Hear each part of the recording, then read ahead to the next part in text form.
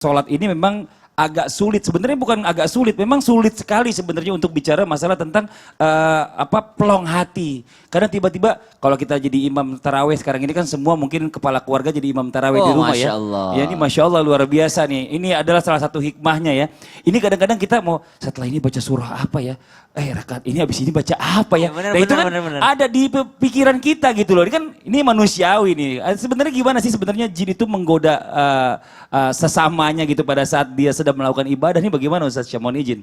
Jadi kalau seperti ini pernah dikisahkan dalam riwayat tentang sahabat baginda Nabi Muhammad SAW bernama Safwan radhiyallahu anhu warda. Ketika Safwan bangun untuk sholat tahajud, ketika beliau sedang membaca Al-Fatihah, ghairil maghdubi alaihim waladdallin, amin. Terdengar di belakang kok kayak banyak yang amin gitu. Terus ada suara gerasak gerusuk. Bayangin coba kita bangun sholat tahajud Ramadan tiba-tiba ghairil maghdubi alaihim waladdallin, amin. Di belakang siapa yang amin gitu kan. Itu gak kabur dari sejadahnya udah bagus. Maka itu kekhusyuan jelas terganggu. Masya Allah. Setelah sholat Safwan menengok ke belakang lalu bertanya kepada dirinya sendiri dan memberikan diri untuk bertanya siapa di belakang ini, lalu mengatakan tenang kami juga ikut beribadah seperti kalian. Kami ini dari bangsa jin kata dia. Kami juga ikut beribadah seperti kalian. Kalau gangguan-gangguan seperti ini ya baik gangguan yang positif mereka ikut ibadah atau gangguan yang negatif yang membuat kita takut ya. Ya apa namanya jelas mengganggu ibadah kita gitu kan. Kemudian kalau ditanyakan siapa yang mengganggu jin ya minal jinnati wan nas. Kalau setannya jin ya setannya manusia dari jin dan manusia. Kalau setannya jin ya dari jin dan jin. Jin dan jun katanya ya. Karena manusia nggak bisa ganggu mereka kan, artinya kalau kita bukan mengganggu mereka artinya kita nggak bisa goda mereka. Tapi yang menggoda mereka adalah dari golongan mereka sendiri. Bukankah dalam surah Al-Jin juga disebutkan bahwa ketika mereka mengatakan wa anna minnal muslimuna wa minnal qasitun, di antara kami ada yang muslim, di antara kami ada yang kafir, dan yang kafir ini selalu berusaha untuk menggoda kami juga, selalu berusaha untuk mendoktrin kami bahwa mereka harus melakukan kesyirikan kepada Allah Subhanahu wa taala. Maka kami yang soleh ini membawakan mereka tentang Al-Quran, Quranan ajaba. Kemudian kami memberitahukan kepada mereka stop perilaku kalian untuk mencuri-curi informasi yang ada di langit. Karena sampai sekarang kan mereka juga masih berusaha mencuri-curi informasi lain. Makanya banyak hoax yang datang, makanya ada namanya yang meramal-ramal itulah, yang mencuri-mencuri informasi di langit. Ada yang namanya ilmu-ilmu yang melihat-lihat masa depan seperti itulah. Maka karena ada pencurian dari langit. Mereka itu adalah jin-jin yang kafir dan mereka pun menggoda kami kata mereka, kami yang sedang beribadah kepada Allah. Bahkan wa anna dhananna, dan kami mengira dari kalangan manusia nggak ada yang seperti ini. Jadi mereka datang kepada manusia, ketika mereka datang mengatakan kupikir tuh cuma dari golongan kami doang yang ada yang kafir. Ternyata kalian manusia ada juga ya yang menyekutukan Allah. Artinya di antara mereka ada yang kafir dan mereka berusaha untuk menggoda kami pula. Dalam keadaan kami sedang beribadah kepada Allah. Maksudnya kita beda dimensi dengan jin ya, masing-masing nafsi-nafsi ya.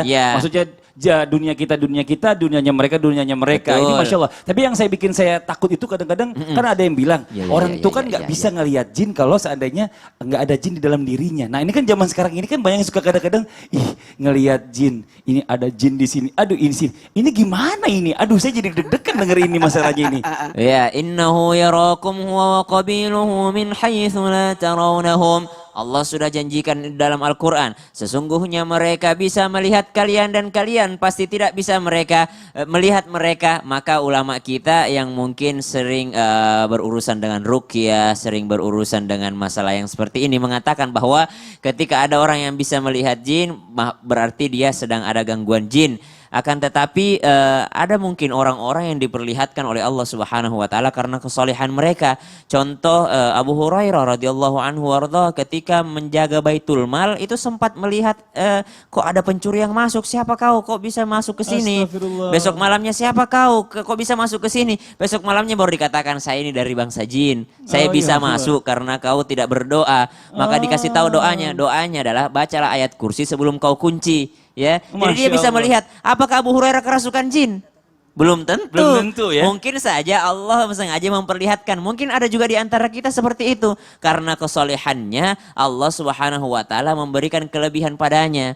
Ya, karena kesolehannya. Cuma kalau misalnya masih kecil, anak kecil. Ya ada yang mungkin ya, mohon maaf ya, yang bisa tahu masa depan, ya kan? Ini kan saya kan nggak mau ngebahas bicara masa depan, tapi kadang-kadang itu kan ada. Apakah anak ini mungkin dulu ada, kalau kita kan selalu kan ada Korin yang mendampingi kita kan pada saat kita lahir, kita meninggal dia tetap hidup. Nah mungkin ini kayak masuk kerasuka dalam anak itu atau bagaimana? Yang pertama dalam sisi keislaman itu kurang bagus karena tidak fitrah manusia tidak bisa melihat mereka. Yang kedua dari sisi psikologis pun tidak bagus karena dia akan merasa kesepian, misalnya dia susah bersosialisasi dengan manusia biasa gitu. Akhirnya dia pikirnya temannya yang itu. Gitu.